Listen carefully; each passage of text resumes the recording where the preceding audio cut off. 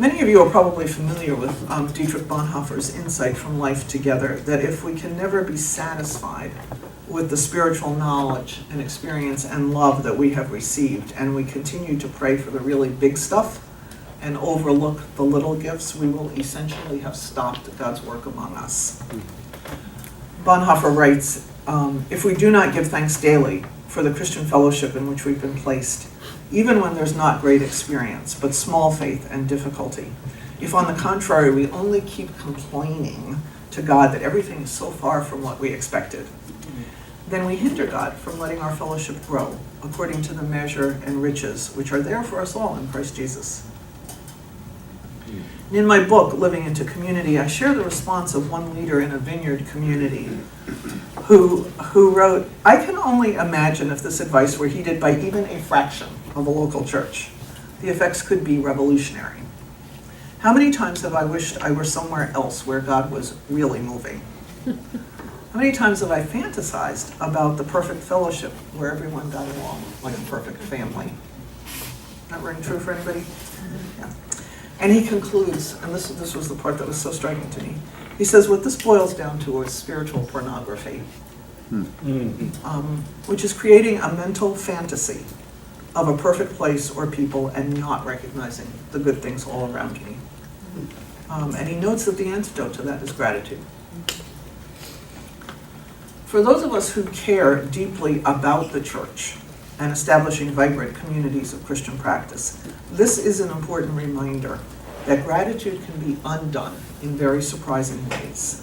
When we always want an ideal, and it can be any number of them. It can be the church as we see it in Acts 2 and Acts 4. We can be longing for that. It can be some mega church model. It can be an emergent model or whatever.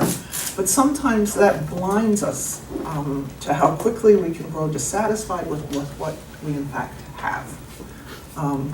It's funny because I think we might readily acknowledge that wanting more, always wanting more in terms of possessions or money or something like that is wrong. We know that. I'm not sure we recognize the danger of always wanting more success.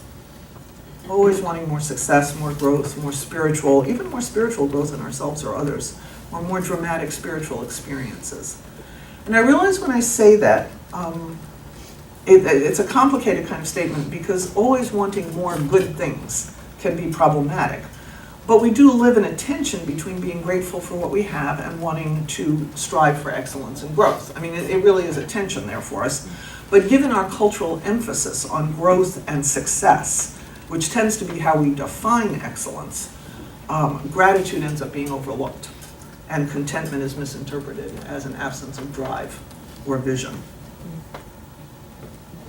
So we struggle with a tension between being grateful and striving for excellence, but culturally we're more likely to overlook gratitude and to overlook the good that's around us.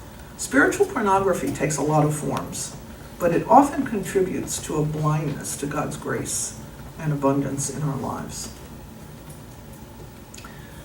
I think another issue around this is that culturally our tendency, especially for Americans, is to think that we are most effective when we are identifying problems and then working hard to fix them. I mean, we sort of have an analytic problem-solving approach. And we think that whatever they are, we'll work on it, and if we try harder, we'll get there eventually. And yet I almost think that gratitude and thanksgiving need to be our first and last word. Certainly analysis and hard work are important, but more frequently our efforts at improvement in ourselves as well as in other people may need to be framed by grace and thankfulness and affirmation.